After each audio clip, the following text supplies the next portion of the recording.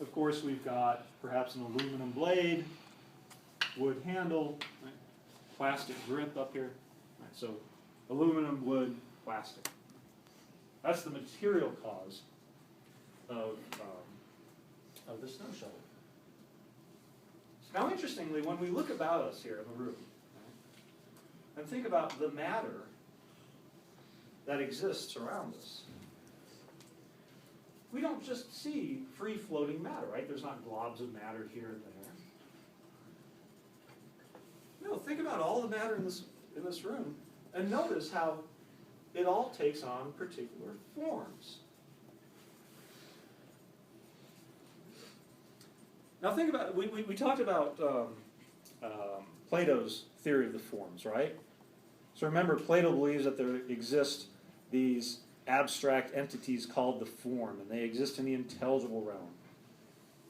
And so for Plato, what makes something what it is that the form is in the thing, right?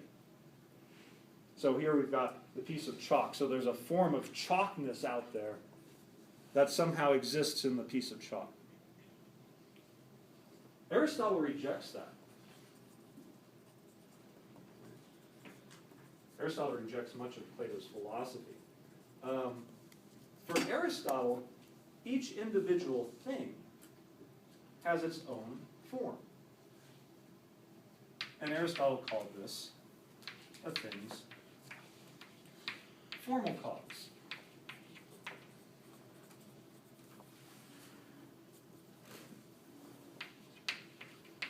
The formal cause is simply what makes the thing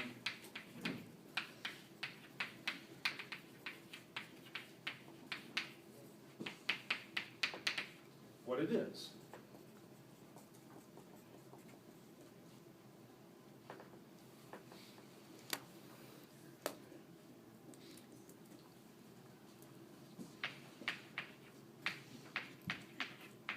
So we can ask this question, how many forms are there?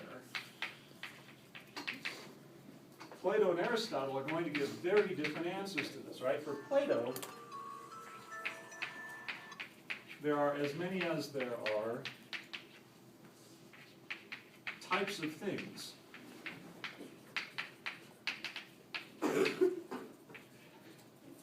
But for Aristotle,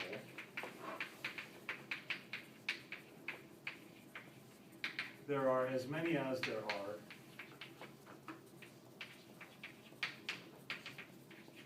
things. So each thing has its own form. So that means that if you destroy something, if I take this piece of chalk and take a hammer to it and ground it into powder, I've destroyed the formal cause of it. The matter's still there, it's just no longer in the form. For Plato, if I destroy this piece of chalk, the form of chalkness still exists out there in some mysterious realm, like the intelligible realm. So the formal cause then is simply the form, right? What informs the matter here, giving this the shape that it has.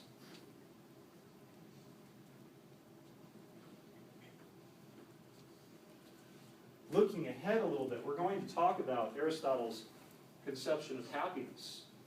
That comes in, I think that's the second to last topic we're going to cover in here. Maybe it's the last topic. But to answer that question, Aristotle thinks we have to think about what the formal cause is of a human being. And I'll leave that for later. Won't worry about that right now. Okay, next. We have something called the efficient cause. And this is simply what made the thing.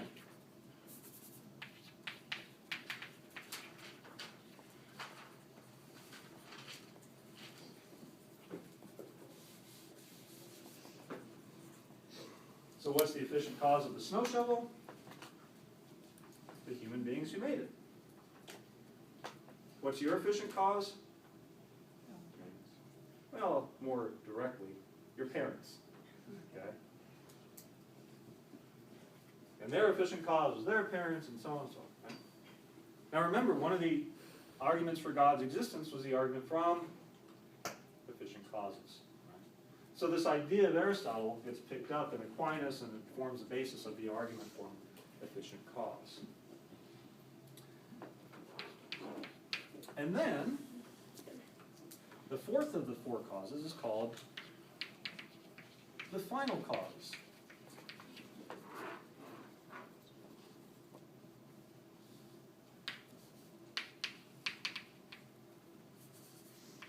And this is the thing's purpose. Or the Greek word for purpose, I don't know if I've mentioned that in here or not. Telos, yes, good.